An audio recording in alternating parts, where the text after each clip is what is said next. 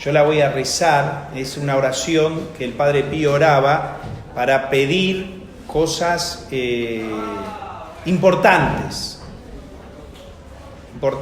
en las que se necesitaba el especial poder de Dios, y donde justamente se termina esta oración invocando la intercesión de San José, que es el motivo de la reflexión, ¿sí? Así que la vamos a rezar entonces como oración de inicio. Oh Jesús mío, que dijiste, en verdad les digo, pidan y se les dará, busquen y encontrarán, llamen y se les abrirá. He aquí que confiado en tus santas palabras, yo llamo, busco y pido la gracia de...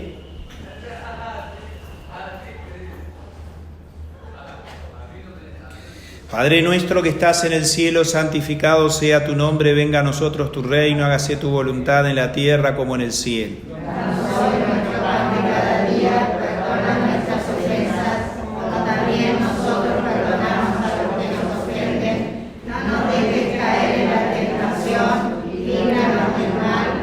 Te salve María, llena eres de gracia, el Señor es contigo, bendita tú eres entre todas las mujeres y bendito es el fruto de tu vientre Jesús. Santa María, Madre de Dios, ruega por nosotros pecadores, ahora y en la hora de nuestra muerte.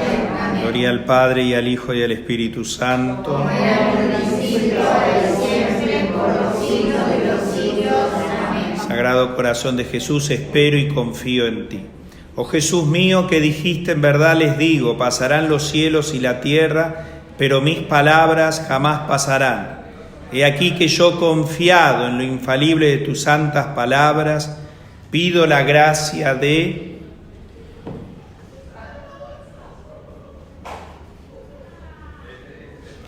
Padre nuestro que estás en el cielo, santificado sea tu nombre, venga a nosotros tu reino, hágase tu voluntad en la tierra como en el cielo. Danos hoy nuestra pan de cada día, perdona nuestras ofensas, como también nosotros perdonamos a los que nos ofenden. No nos dejes caer en la tentación, líbranos del mal.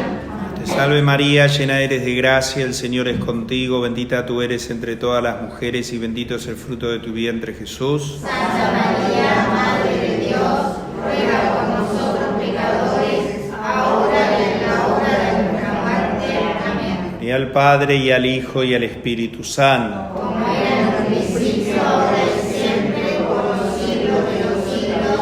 Amén. Sagrado corazón de Jesús, espero y confío en ti. Oh Jesús mío, que dijiste, en verdad les digo, todo lo que pidan al Padre en mi nombre, Él se los concederá.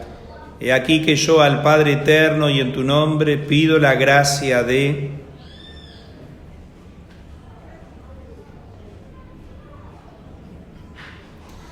Padre nuestro que estás en el cielo, santificado sea tu nombre, venga a nosotros tu reino, hágase tu voluntad en la tierra como en el cielo. Danos hoy nuestro pan de cada día, perdona nuestras ofensas, como también nosotros perdonamos a los que nos ofenden. No nos dejes caer en la tentación, líbranos del mal. Amén. Te salve María, llena eres de gracia, el Señor es contigo, bendita tú eres entre todas las mujeres y bendito es el fruto de tu vientre Jesús. Santa María, Madre de Dios, ruega por nosotros pecadores, ahora y en la hora de nuestra muerte. Amén. Gloria al Padre y al Hijo y al Espíritu Santo. Como era en un principio, ahora y siempre, por los siglos de los siglos. Amén. Sagrado corazón de Jesús, espero y confío en ti. Oh Sagrado corazón de Jesús, el cual es imposible no sentir compasión por los infelices, ten piedad de nosotros, pobres pecadores, y concédenos las gracias que pedimos, en nombre del Inmaculado Corazón de María, nuestra tierna Madre, San José, Padre adoptivo del Sagrado Corazón de Jesús, ruega por nosotros. Amén. Bueno, esta es la oración que el Padre Pío que rezaba y aconsejaba orar para pedir gracias imposibles, ¿no? Y terminaba con esta invocación a la intercesión del glorioso patriarca San José bajo el título Padre adoptivo de Jesús. Bueno, queremos que esta brevísima reflexión en este encuentro mensual esté centrada en torno a la figura de San José. Estamos en este año josefino, ¿no?, consagrado por el Papa Francisco en el centenario de haber proclamado patrono universal en 150, ¿no? 150 años de haberlo declarado patrono universal de la Iglesia, ¿no? No faltan motivos para invocar una vez más la intercesión de San José sobre la Iglesia. Yo les traje aquí entonces, ya que es viendo esta devoción especialísima del Padre Pío sobre San José y cómo imitó sus virtudes, cómo recurrió a él en los momentos difíciles de su vida, obteniendo siempre gracias y favores celestiales. Bueno, ya que él también ejerció, como San José, la paternidad tanto de orden espiritual, sobrenatural, sobre hijos espirituales, algunas frases que se recogieron en la vida del Padre Pío, algunos pensamientos sobre San José. Él dirigía a sus hijos, les invitaba a que acudan con confianza a San José con este pensamiento: ruego a San José que con aquel amor y con la generosidad con que cuidó de Jesús, custodie tu alma, y como lo defendió de Herodes, así proteja tu alma de un Herodes más feroz, el demonio. El patriarca San José cuide de ti con el mismo cuidado que tuvo de Jesús, te asista siempre con su benévolo patrocinio y te libre de la persecución del impío y soberbio Herodes, y no permita jamás que Jesús se aleje de tu corazón. Al demonio lo llamaba Herodes, porque tenía la posibilidad de matar el alma y la inocencia bautismal de cada una de nuestras almas. Y San José correspondió al Padre Pío, ¿no? Él así lo experimentó con una asistencia singular y con visiones extraordinarias, ¿no? En una oportunidad en 1912 le confía al Padre Agustín la siguiente intimidad: Bersebul no se quiere dar por vencido, dice el Padre Pío. Se ha disfrazado de casi todas las formas. Hace ya días que viene a visitarme con otros de sus satélites, armados con bastones e instrumentos de hierro, y lo que es peor, bajo su propia forma. No se olviden que el demonio se le corporizó en la figura del director espiritual antes de ser ordenado, antes de consagrarse, para querer convencerlo de que no debía ordenarse. Y entonces el Padre Pío, que era sumamente obediente a las autoridades, dijo: muy bien, yo lo obedeceré, pero antes repita conmigo: viva Jesús. Y desapareció, no pudo pronunciar el nombre de Jesús. Bueno, entonces dice el Padre Pío en esta oportunidad: ¿quién sabe cuántas veces me he tirado de la cama arrastrándome por la habitación? Pero paciencia, grita.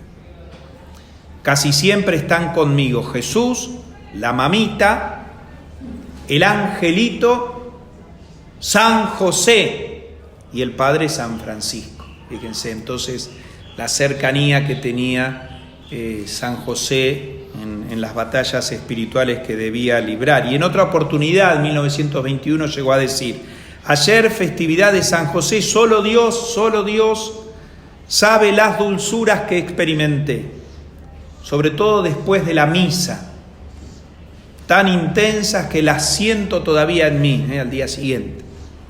La cabeza y el corazón me ardían, pero era un fuego que me hacía bien, dice el Padre Pío, ¿no? ¿Tan aburrida o solicito alguna más de las que dijo?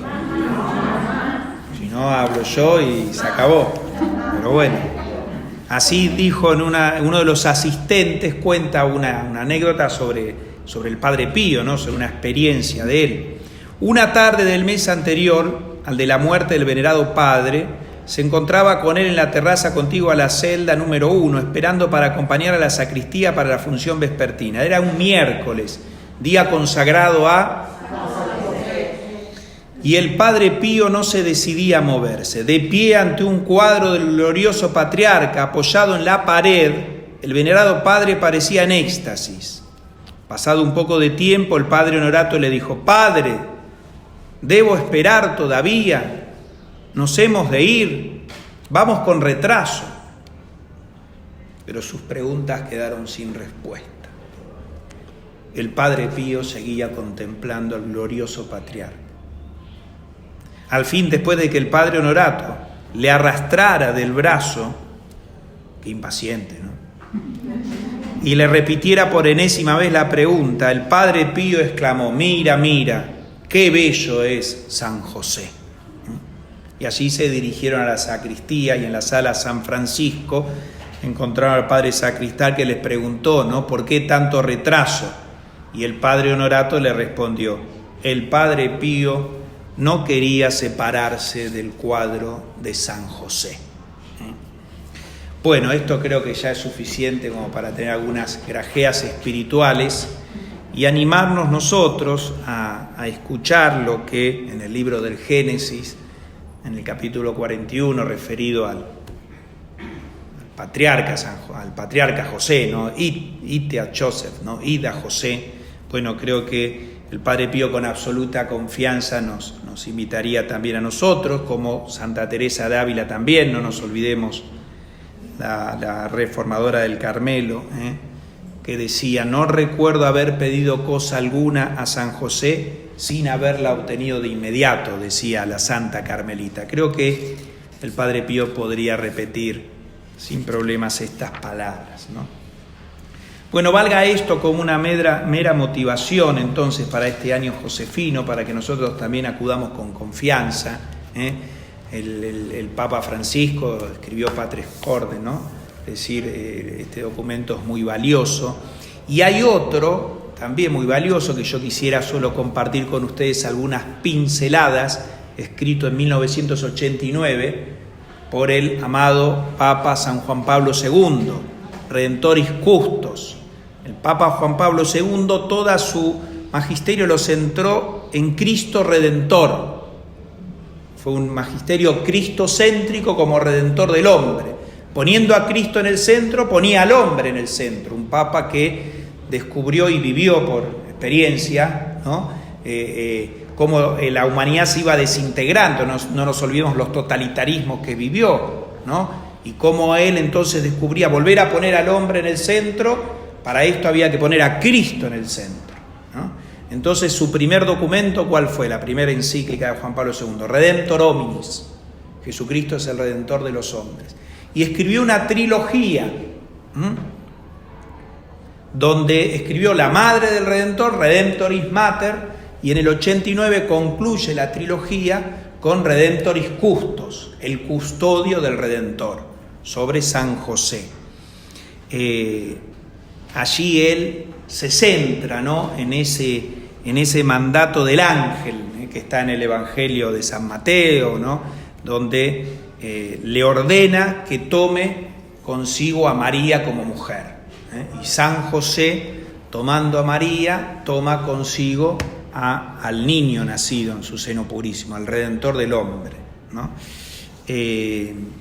Bueno, el Papa Juan Pablo II en este documento entonces se dedica a contemplar la figura de San José como el custodio del Redentor, y justamente haciéndonos descubrir que Dios ha puesto en custodia de este hombre, de este varón justo, sus tesoros más preciosos, su hijo amado y la madre de su hijo. O sea, ha puesto a custodiar a San José lo más preciado que Dios tiene fuera de sí, ¿no? La Trinidad, está la Trinidad inmanente, Dios en sí mismo, el Padre, el Hijo y el Espíritu Santo, y toda esa vida intratrinitaria. Está la Trinidad económica, no económica porque fuera ministro de Economía, sino la economía de la salvación, es decir, lo que Dios hace para salvar al hombre. Fuera de sí está la Madre y el Hijo, que ya está dentro de sí, encarnado, el Dios hombre, la naturaleza humana, es el tesoro más preciado que hay en Dios, ¿no? Esto lo custodia San José. Por lo tanto, la Iglesia entonces no teme en poner bajo la custodia de este hombre, poner bajo el patrocinio a toda la Iglesia. Por eso es el patrón universal de la Iglesia, porque sin duda es a quien tenemos que acudir, ¿no? Bueno, ¿qué dice el Papa Juan Pablo II? Yo voy a ser breve para que a la 1 podamos terminar, es a la 1, ¿no? Bueno. Falta un cuarto de hora. Bueno, Dios mío. El Papa allí pone 6 puntos. Fíjense qué lindo sería habernos dedicado a esto, pero no se puede, ¿no? Primero pone el marco evangélico, o sea, la revelación, la Sagrada Escritura, la figura de San José en la Sagrada Escritura. Después lo contempla como el depositario del misterio de Dios. San José es el que custodia este depósito del misterio central de Dios. En el tercer punto, el varón justo y esposo. En cuarto lugar, el trabajo como expresión del amor. En quinto lugar, el primado de la vida interior.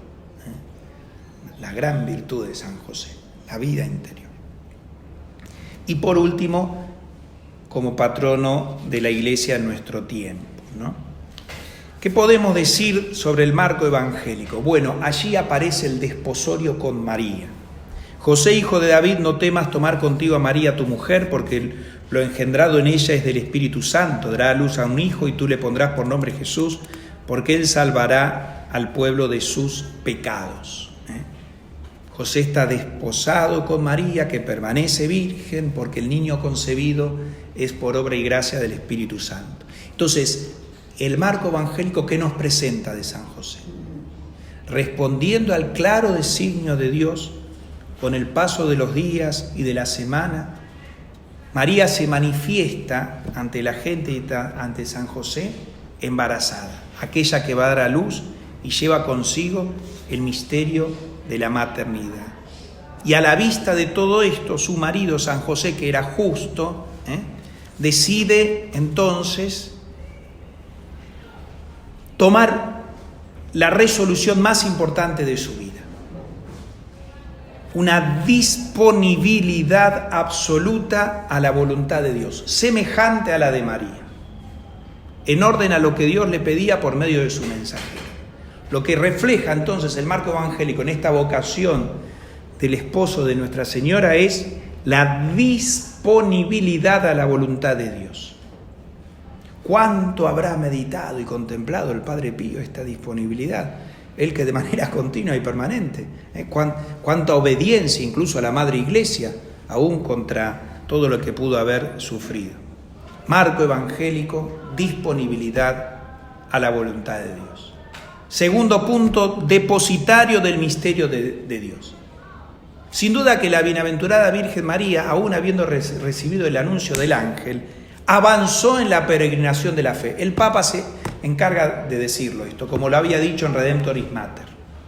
María peregrinó en la fe y mantuvo fielmente la unión con Cristo, con su Hijo Jesús, hasta la cruz, e incluso lo precedió. Porque una espada te atravesará el corazón, recuerden, ¿no? Allí.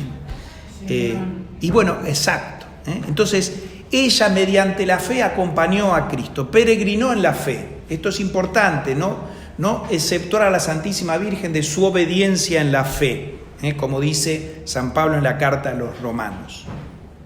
Esta peregrinación en la fe también la hizo San José. Cuando Dios revela que hay que prestarle la obediencia de la fe por la que el hombre se confía libre y totalmente a Dios, prestando a Dios revelador el homenaje del entendimiento y de la voluntad y asintiendo voluntariamente a la revelación hecha por Él. La inteligencia y la voluntad, que es lo más propio del hombre, se abren con confianza al designio de Dios. Y la vía de la fe de José sigue esta misma dirección. Queda totalmente determinada su vida por el misterio del que él, junto con María, se había convertido en el primer depositario. La encarnación y la redención constituyen una unidad.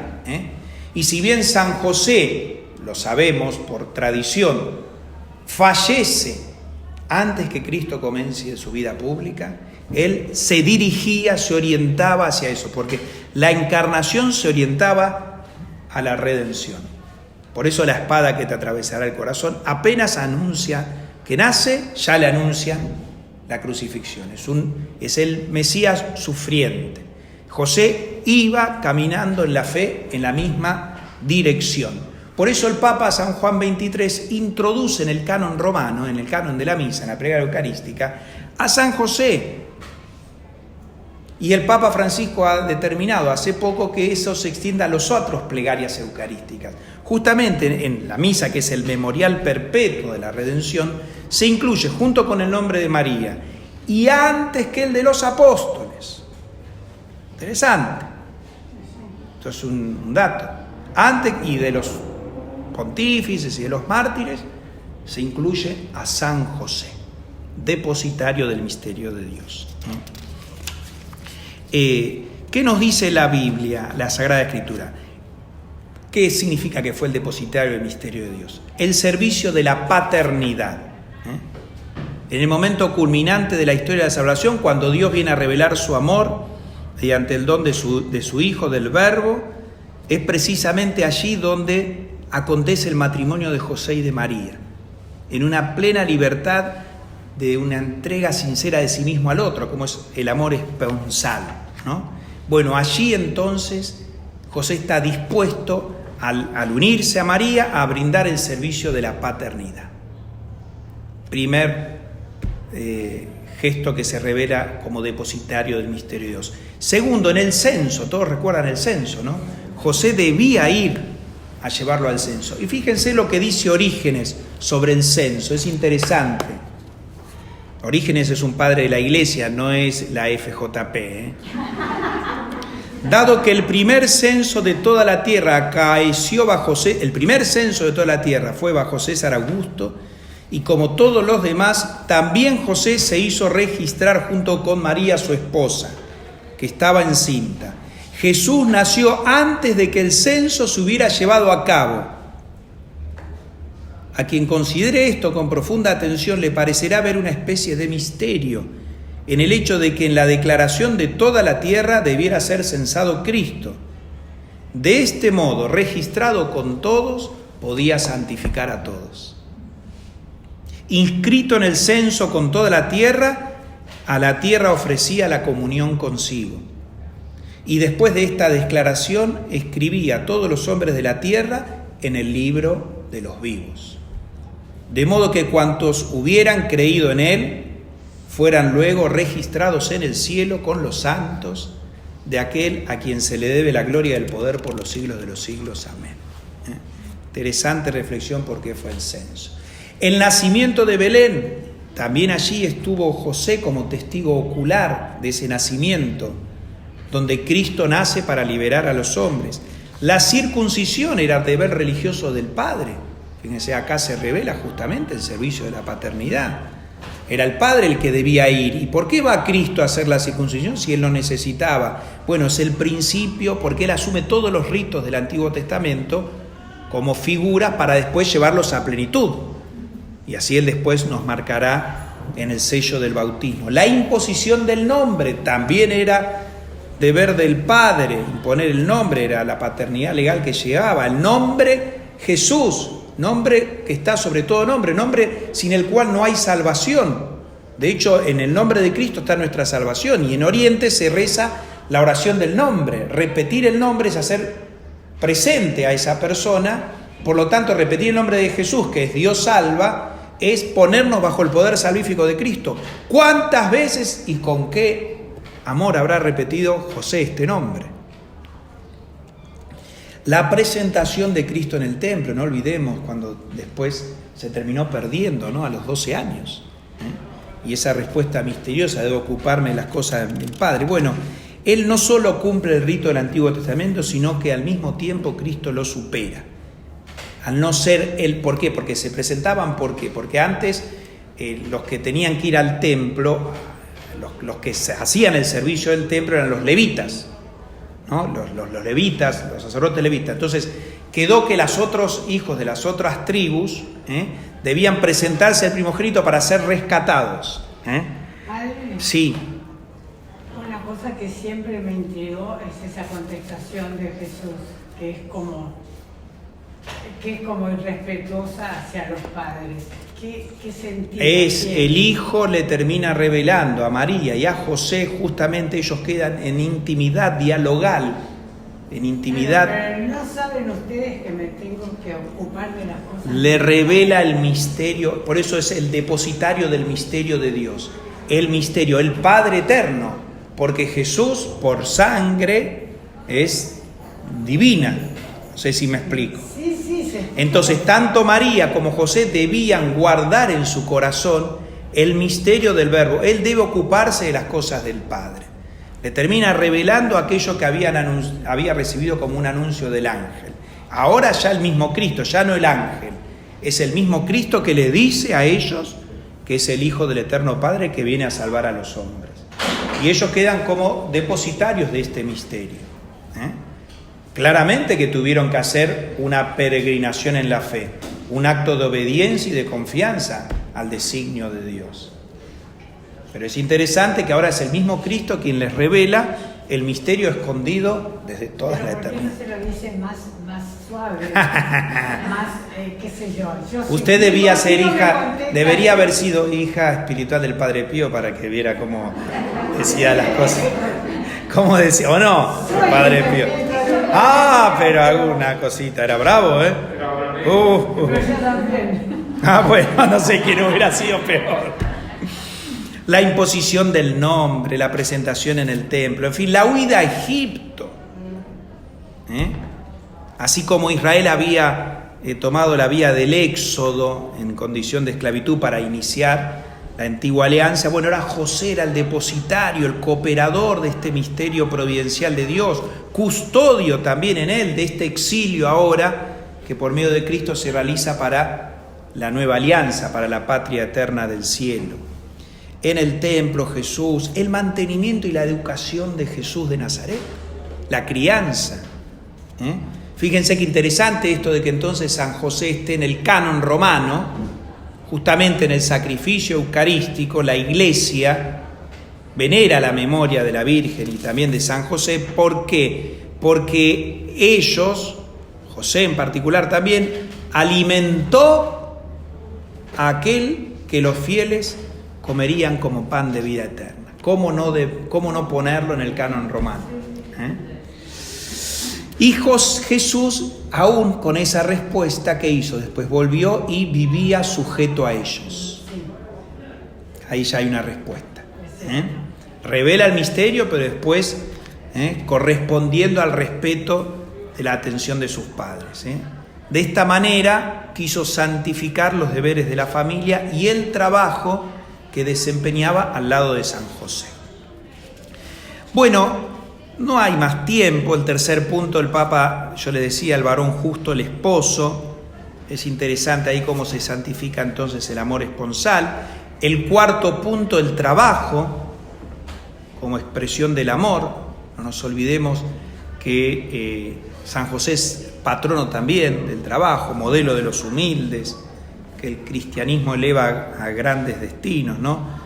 San José es la prueba de que para ser buenos y auténticos seguidores de Cristo no se necesitan hacer grandes cosas, sino que se requiere solamente las virtudes comunes, humanas, sencillas, pero verdaderas y auténticas. Así las vivió. Y el primado de la vida interior. José estaba en contacto cotidiano con el misterio escondido desde los siglos. Ese misterio del Verbo hecho carne que puso su morada bajo el techo de su casa. Vino a los suyos, dice San Juan. Esto explica entonces por qué Santa Teresa de Jesús, entonces la gran reformadora del Carmelo contemplativo, fíjense, se hizo promotora de la renovación del culto a San José en la cristiandad occidental. ¿Por qué? Y bueno, porque José es modelo de vida interior. Si podríamos decir, ¿qué hacía San José? Muchísimas cosas, pero si tuviéramos que decir, ¿cuál era el motor de todo eso que hacía? Su vida interior, su vida de contemplación.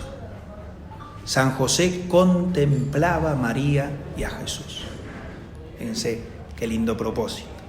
Contemplar a María y a Jesús. Bueno, por eso entonces es lógico que como sexto punto se lo ponga como patrono de la Iglesia, indicándonos el camino, ahora que no sabemos qué camino seguir, indicándonos el camino para llevar adelante la nueva y la eterna alianza. Bueno, no dije todo lo que tenía para decir porque es la una, pero sí quisiera decir algo que no está en el documento de Juan Pablo II, pero que la tradición no duda en nombrar a San José patrono de la buena muerte. Justamente José, como María también, permanecieron escondidos en Cristo, en el misterio de Cristo, en la misión de Cristo. Si podríamos decir de María y José que estaban escondidos en Jesús. Por eso el tratado de la verdadera devoción a la Santísima Virgen, el verdadero devoto de María, lo lleva a Cristo. La muerte de José, como la de María, también quedan escondidas. ¿Cómo murió la Virgen? No sabemos. Hay mucha tradición. ¿Cómo murió San José? La tradición. Claro, pero es la tradición. Queda escondido en el misterio. Bueno, entonces se lo nombra patrono de la buena muerte para que nuestra muerte también quede escondido en el misterio de Dios, quede en los brazos de Jesús. Entonces, terminar con esta reflexión sobre San José como patrono de la buena muerte, para que lo tengamos presente y lo invoquemos, que Él siempre nos asista en una gracia que yo veo que mucho no pedimos, por lo menos algunos, ustedes sí porque son todos santos, la gracia de la perseverancia final. O sea, hay una gracia en ese instante que necesitamos para salvarnos. Más allá de toda la vida en gracia, necesitamos esa gracia. Hay una gracia singular que hay que pedir y que creo que es bueno invocarlo a San José. Los 9 primeros viernes de mes al Sagrado Corazón. Ahí se pide esa gracia, la de la perseverancia final. El cristianismo es un programa lleno de vida. Ante la experiencia cotidiana de la muerte, de la que se hace partícipe nuestra humanidad, repetimos incansablemente: creo en la vida eterna. Y en esta dimensión vital se encuentra la realización definitiva del hombre en Dios. Sabemos que seremos semejantes a Él y lo veremos tal cual es. Así San José entonces, que custodió en su casa al Verbo de Dios hecho hombre, finalmente terminó gozando de esas grandes mansiones que Dios tiene reservado en la casa eterna de Él, que es nuestro Padre. Por eso pidamos esta gracia de tener una muerte serena y unida a Cristo como la que tuvo San José. Que el Señor esté con ustedes. La intercesión de San Pío de Pietrelcina los bendiga y los custodie Dios Todopoderoso, Padre, Hijo y Espíritu Santo. Vayamos en paz. Y al Padre. Muy bien. Ahora sí, la más